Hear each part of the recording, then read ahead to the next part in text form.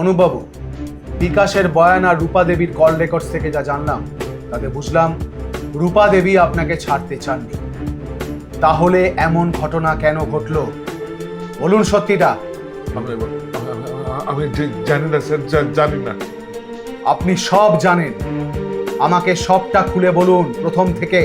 আমি পুরো ঘটনা শুনতে চাই। Speak out. স্যার, ঘটনার সূত্রপাত হয়েছিল সেই দিন।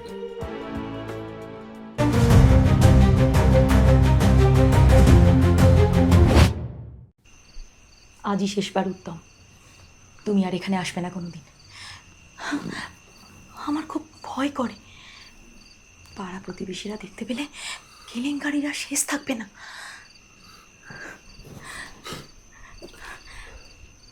কেন, কি হলো? ভয় পাচ্ছ নাকি তোমার ওই মানুষটার উপর মায়া হচ্ছে? আমার একটা সংসার আছে, সম্মান আছে। প্লিজ প্লিজ তুমি আমাকে মুক্তি দাও। মুক্তি সে তো উপরওয়ালা দেবে, আমি শুধু দিতে পারি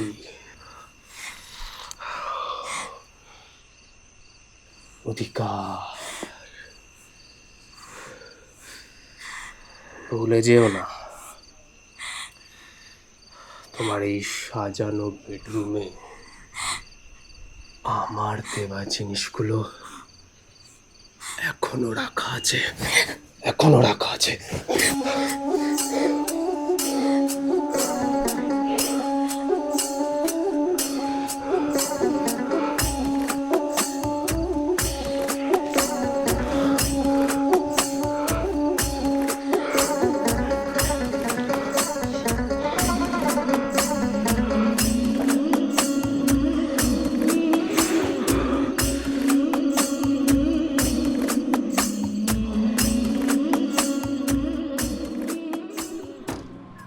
সম্পর্ক যখন অধিকারবোধের সীমানা ছাড়িয়ে উন্মাদনায় পৌঁছে যায় তখন আর ভালোবাসা থাকে না, সেটা হয়ে ওঠে প্রাণঘাতী। কলকাতার ব্যস্ত এলাকা গড়িয়া দুপুর বেলায় আলস্য যখন জনজীবনে, তখন একটা ছোট পার্লারে ঘটে গেল একটা ভয়ঙ্কর রক্তক্ষয়ী অধ্যায়। কিন্তু কেন? নমস্কার, আদাব, সত শ্রী আকাল। আমি পল্লব মুখার্জি, সিনে হুল্লোড়ে ক্রাইম ফাইলে আপনাদের সকলকে স্বাগত। আজ একটা রোমহর্ষক গল্প নিয়ে আপনাদের সামনে হাজির হব। বিবাহ বহির্ভূত সম্পর্ক যে কি নির্মম, কি নিষ্ঠুর হতে পারে তার করুণ পরিণতি আপনারা চোখের সামনে দেখতে পাবেন।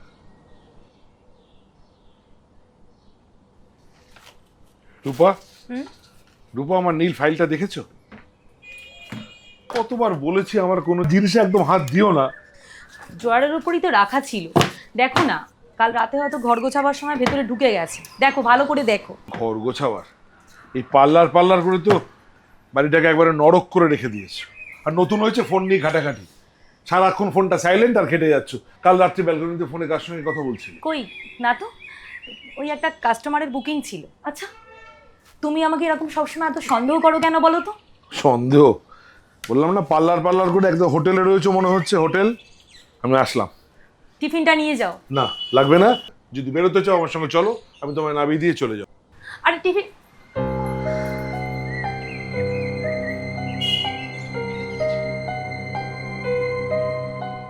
থাক, আর প্রয়োজন নেই। আমি একাই চলে যেতে পারবো। দে দে বিড়ি দে। এনে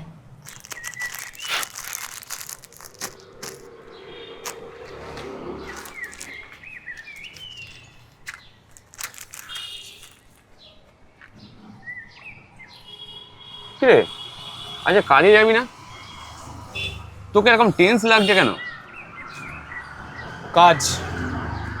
তুই আমাকে কাজের কথা বলছিস? এদিকে আমার মাথায় আগুন জ্বলছে, সে আমাকে এড়িয়ে চলছে, আমার ফোন ধরছে না। ভাবছে ভাবছে আমি এত সস্তা। এই কার কথা বলছিস বলতো তুই? ওই রূপাদি? আরে ছাড় না ভাই, অনেক পুরনো কথা ওসব। পুরনো তো আমি থাকতে দেব না।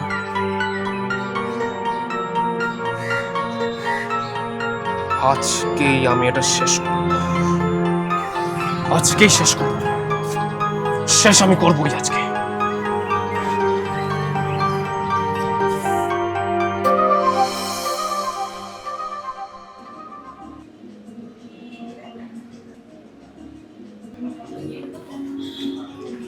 বিশ্বাস করো রূপা, অনুপ তোমাকে কোনো দিন বুঝলো না। ও শুধু বোঝে ব্যবসা আর টাকা। তুমি তুমি একটুও বদলাওনি উত্তম, তুমি সেই আগের মতনই আছো, পাগল। জানো উত্তম, তোমার সাথে কথা বললে আমার মনে হয় আমি সেই 19 বছরের রূপা হয়ে গেছি। তবে তবে চলো না রূপা, আমরা আবার নতুন করে শুরু করি। তুমি তুমি সব ছেড়ে চলে আসো আমার কাছে। না, সেটা সম্ভব না। আচ্ছা উত্তম, আমাদের মধ্যে যেটা চলছে সেটা তো ভালোই, এরকম চলুক না। কিন্তু রূপা, আমি তোমাকে ছেড়ে থাকতে পারছি না, আমি থাকতে পারছি না তোমায় ছেড়ে, পারছি না। ছেড়ে থাকতে তো বলিনি।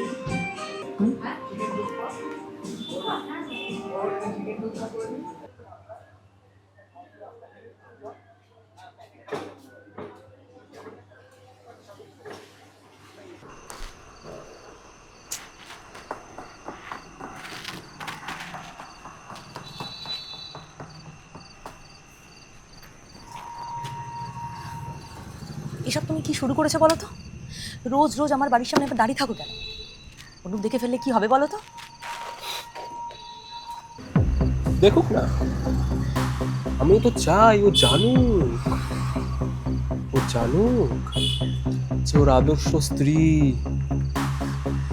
বিকেলবেলা পার্লারের নাম করে কার সাথে সময় কাটা। আমি ভুল করেছিলাম, ওটা আমার একটা সাময়িক মোহ ছিল।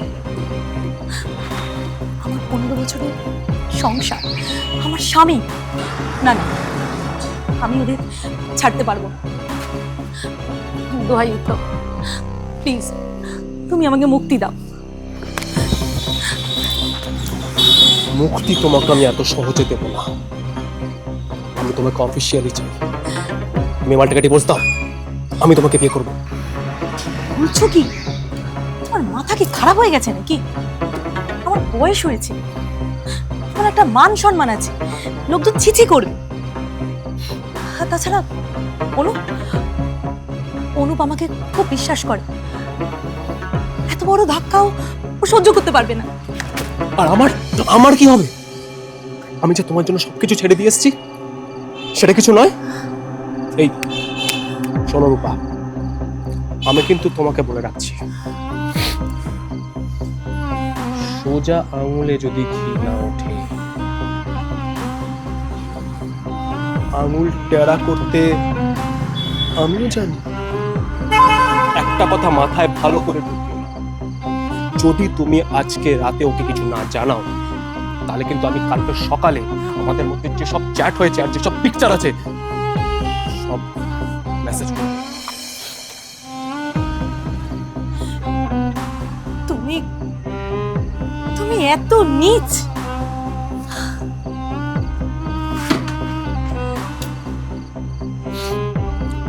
নয় তুমি আমার হবে, না হলে শ্মশানে যাবে, মনে রাখো।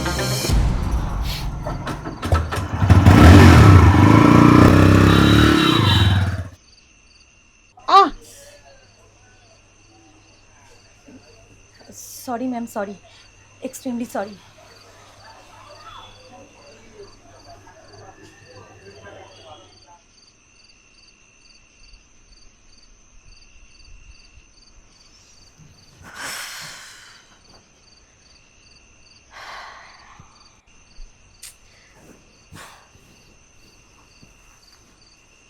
কি ব্যাপার রূপা, শরীরটা খারাপ নাকি? কদিন ধরে ভালো করে কথা বলছো না, খাওয়া দাওয়া ঠিক করে করছো না, পার্লারে এনি প্রবলেম? না না, সেরকম কিছু নয়, শরীরটা একদম ভালো নেই, মনে হয় প্রেশারটা একটু বেড়েছে। সে নয় প্রেশারটা বাড়লো, কিন্তু ইদানিং তোমার ফোনটা সাইলেন্ট থাকে কেন? আর আমাকে দেখলি ফোনটা সরিয়ে ফেলো, কি ব্যাপার বলো তো?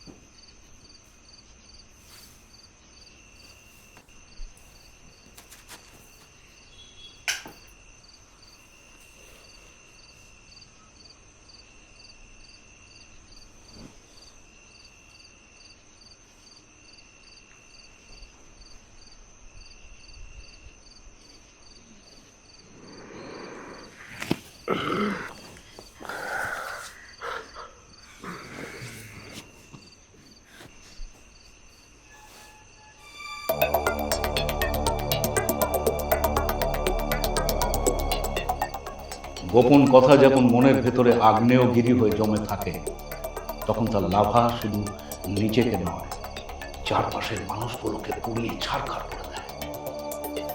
রূপা দাস চেয়েছিল তার জীবনের অন্ধকার সমস্ত অধ্যায়কে চিরতরে মুছে দিতে, সমস্ত তথ্য প্রমাণ একেবারে ডিলিট করে দিতে। কিন্তু হায়, তিনি জানতেন না যে অপরাধী কোনো প্রমাণ ছাড়াই ছায়ার মতো পিছু নেয়।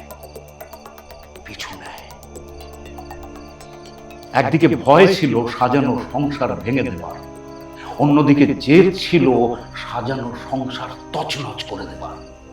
আর এই দুয়ের মাঝখানে সম্পর্কটা যখন সুতোর মতো ছিঁড়ে গেল, তখনই শুরু হলো সেই চূড়ান্ত আতঙ্ক।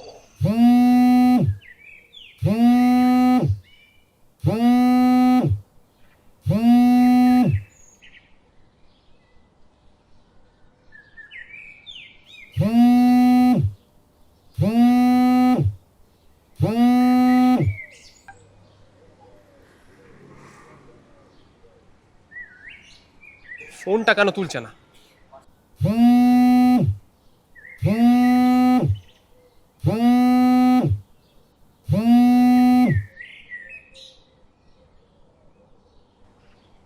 ফোনটা ধরে নাও না রূপা, ইম্পর্টেন্ট কল হতে পারে। না না, ওসব বাজে বাজে ফোন। আমি আমার কাজটা সেরে নিই, তারপর আমি কল ব্যাক করে নিচ্ছি। আচ্ছা।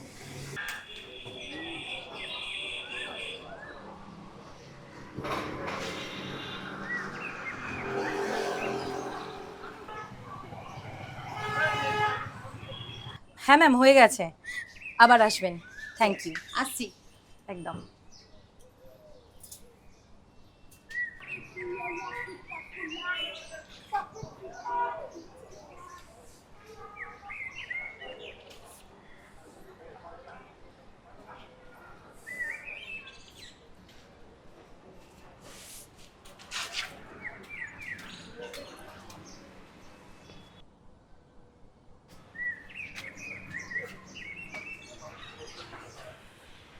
তুমি এখানে কেন এসেছো?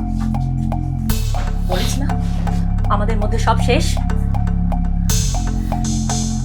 সব শেষ হয়ে গেছে? শেষ তো আজকে আমি। কেউ ব্লক করেছিস কেন? আমার ফোন ধরছিস না কেন? তুই মাইটার জন্যে? মুখ সামনে কথা বলো। ও আমার স্বামী। বেরিয়ে যাও, বেরিয়ে যাও এখানে, তা নাহলে কিন্তু আমি লোক ডাকবো।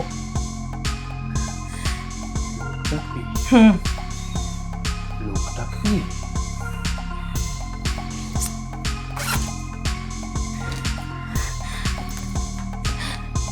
উত্তম, লোক ডাকবি? আমাকে নিও না প্লিজ, আমাকে ছেড়ে দাও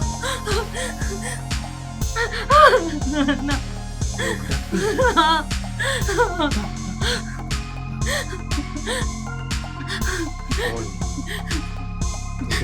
আমার না তাহলে কারোর হবে না, কারোর না। I love you, Rupa. I love you. I love you.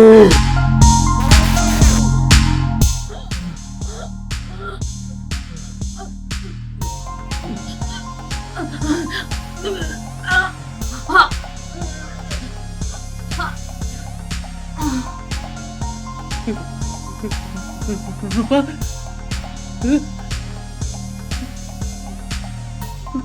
Rupa.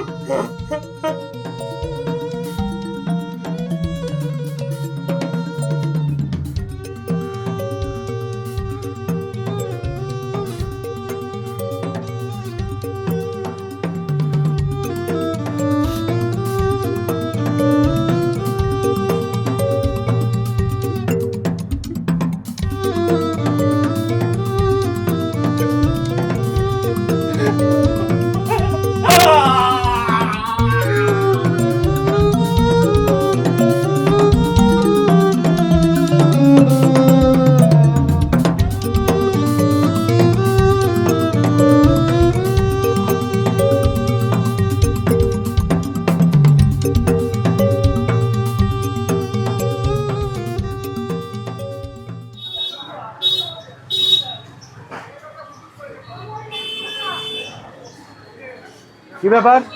কি হয়েছে? কি ব্যাপার? কি ভিড় কেন? স্যার আমি ফোন করেছিলাম। হ্যাঁ। আমার স্ত্রী ভেতরে আছে, চলুন স্যার। এই, তুমি এদেরকে সরিয়ে গানটা মার্ক করে দাও। হ্যাঁ, কেউ যেন নাটকে। চলুন।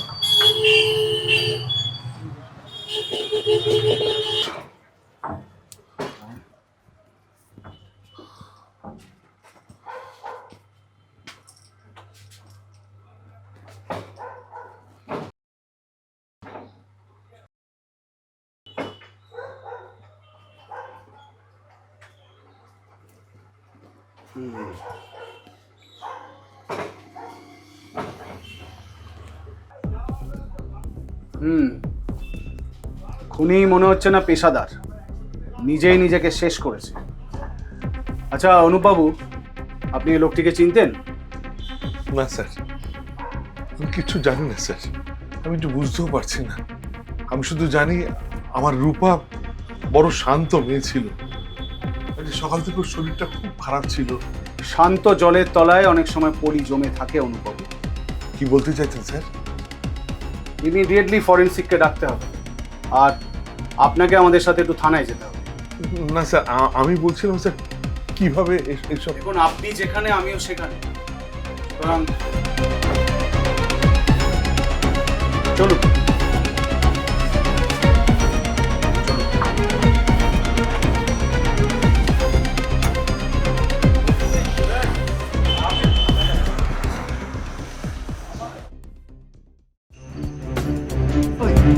বল বল, যা জানিস বল, নালে কিন্তু এখানেই তোর অবস্থা আমি খারাপ করে দেব। হ্যাঁ, জানিস না? তুই জানিস না? না জানিস না? হ্যাঁ তাই দেখ এদিকে, এখনো যদি সত্যি কথা না বলিস তাহলে কালকে সকালে তোকে খুঁজেও পাওয়া যাবে।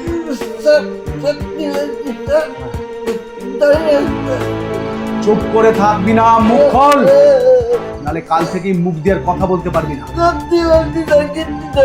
কিছু জানিস না? না কিছু জানিস না? এমনি মানবি না তো? হ্যাঁ, কিছু জানিস না? এমন হাল করব না, সারা জীবন বাহাত দিয়ে খেতে হবে। বল। বিকাশের সঙ্গে উত্তমের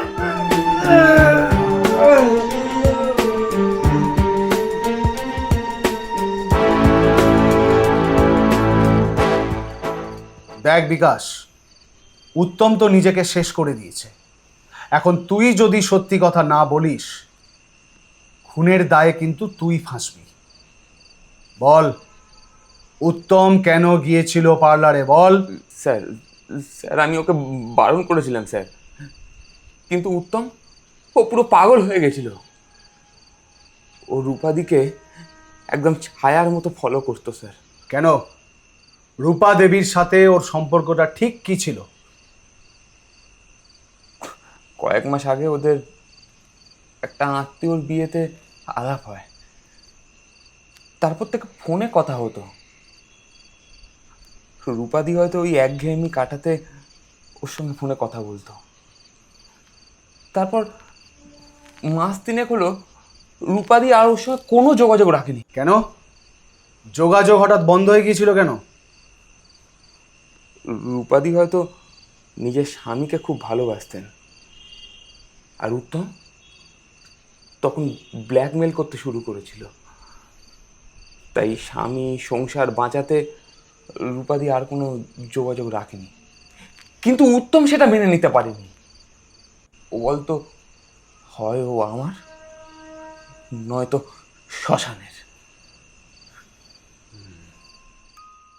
অনুবাবু, বিকাশের বয়ান আর রূপা দেবীর কল রেকর্ডস থেকে যা জানলাম তাতে বুঝতে পারলাম রূপা দেবী আপনাকে হারাতে চাননি, উত্তম ওনাকে জোর করে সম্পর্কে আটকে রাখতে চেয়েছিল। রূপা দেবী বেরিয়ে আসতে চেয়েছিলেন বলেই এই পরিণতি। 15 বছর স্যার, 15 বছর ধরে আমি জানতাম আমি একটা মানুষকে চিনি, কিন্তু আজ বুঝতে পারলাম আমি তার ছায়াটাকেও চিনতে পারিনি। আমি করে এত পর রূপা তো আমার সব বলতে পারতো স্যার। অনেক সময় কাছের মানুষকে হারিয়ে ফেলবার ভয়ে মানুষ চুপ করে যায়, আর অপরাধী সেই সুযোগটাই নেয়।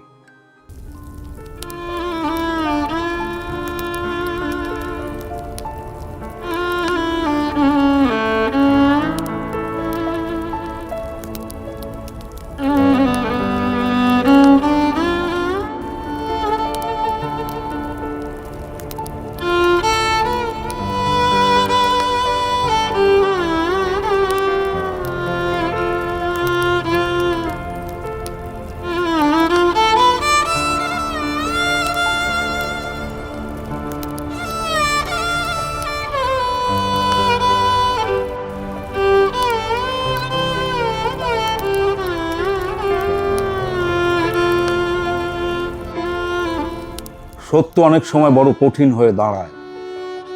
অনুপবাবু হয়তো আর ধাক্কা কোনোদিনই সামলাতে পারবেন না। রূপাদেবী চেয়েছিলেন যে সমস্ত ভুল শুধরে নিয়ে সংসার জীবনে ফিরতে, কিন্তু উত্তমের অন্ধ অধিকার বোধ তাকে সেই সুযোগ দিল না। কারণ একটা কথা মনে রাখবেন, কোনো গোপন সম্পর্ক বা ব্ল্যাকমেলিং এর শিকার হলে ভয় পেয়ে সেটা লুকিয়ে রাখবেন না, কারণ আপনার নীরবতাই অপরাধীর কাছে সব থেকে বড় অস্ত্র হয়ে দাঁড়াতে পারে। তাই বলবো, কাছের মানুষকে বিশ্বাস করুন, আইনি সাহায্য নিন, কারণ আপনার একটা ভুল সিদ্ধান্ত আপনাকে শুধু নয়, আপনার পুরো পরিবারটাকে একেবারে ধ্বংস করে দিতে পারে। তাই বলবো, সতর্ক থাকুন, সুরক্ষিত থাকুন, একে অপরের পাশে থাকুন। দেখা হবে এরকম কোনো রোমহর্ষক গল্প নিয়ে আগামী পর্বে সিনে হুল্লোড়ের ক্রাইম ফাইলে। দেখতে থাকুন ক্রাইম ফাইল। জয় হিন্দ।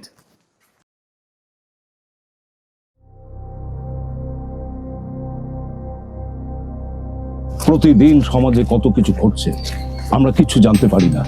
তাই বলবো, সাবধান, নিজে সজাগ থাকুন, অন্যকে সচেতন রাখুন। মনে রাখবেন, এই প্রথম মুঠো ফোনে সত্য কাহিনীর ছায়া অবলম্বনে ক্রাইম ফাইল, শুধুমাত্র সিনে হুল্লোড়ে।